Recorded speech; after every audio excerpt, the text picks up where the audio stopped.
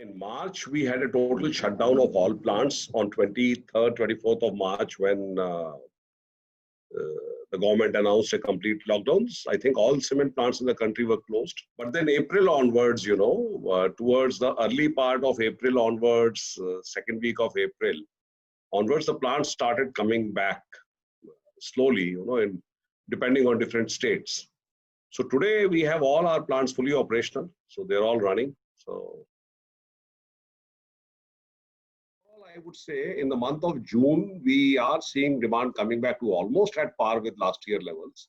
And this is, I think, because there was a shutdown for a good period of about 30, 40 days. So whatever infra projects were on, which were going on, so all those started up. And there was a sort of a pent-up demand. And normally pre-monsoons, July onwards, the monsoon starts. So pre-monsoons, we then start seeing a fairly big slowdown in demand, even in the normal years going on. So I would say that across the country, we would be at maybe 10-15% below last year's numbers. I think recovery would take place at some point of time, but to really put a time frame, I think in the current year, we are going to see increasingly things opening up.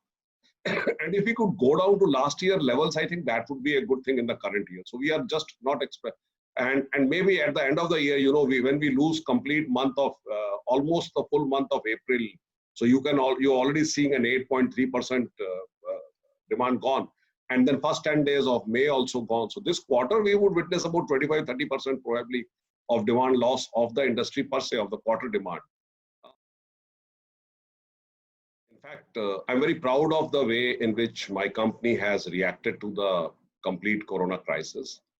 We visualized this to happen. So we were not caught by surprise on the 23rd of March. We were sort of ready for it.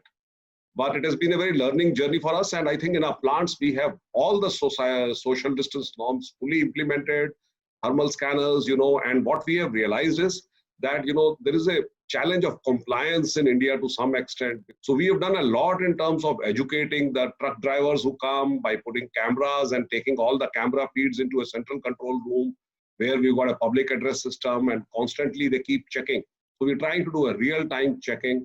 A lot of behavioral things we are doing, carrying out, exercises like contact tracing, digital mapping, identifying the areas where, the spread can happen.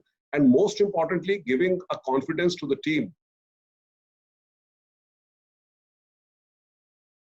Yes, because what has happened is COVID has actually brought in front of us a real burning platform where and people have started, understanding that there is no choice they have. That, when I started, let's say my packing plant, and if I had a throughput of 100, when we started, and because of COVID, precautions that we had to take, we said, okay, it was running at 40, let's say at 40% capacity utilization. Today it's at 85, 90. And we all are aware of this fact that greater discipline and doing things properly ultimately leads to saving of time and it works out more economical. So I'm most certain that this awareness that we have been able to create in people for the COVID precautions is also going to be very, very favorable to occupational health and safety in the plants. That while we may try to do whatever we do inside our plants, our workforce comes from, 30, 40 villages around our plants. And in those villages, if the awareness is not there, we are actually inviting trouble and risk into our plants. So we have tried a reach out program along with the local government bodies, reaching out to different villages around our plants and, educating them, distributing some PPEs and sanitizing things there. More importantly, educating people, putting some banners, talking to them, and also distributing food and giving workmen, all the workmen who traveled back from our plants, when they went in the buses, they were given food which was sufficient for them for their journey.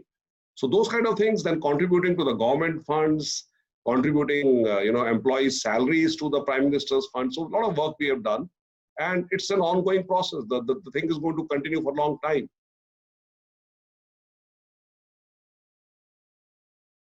I think this is a journey. Sustainability is a journey which has to continue. We all understand, and I think in Indian cement industry, you would have seen the kind of thermal, electrical, energy parameters that we have are already among, I think, if not the best, they are among the best in the world today. I see the sustainability journey, if anything else, would actually get more focus post-COVID, because we all realize what damages can happen to the society if things are let to go unabated. So I am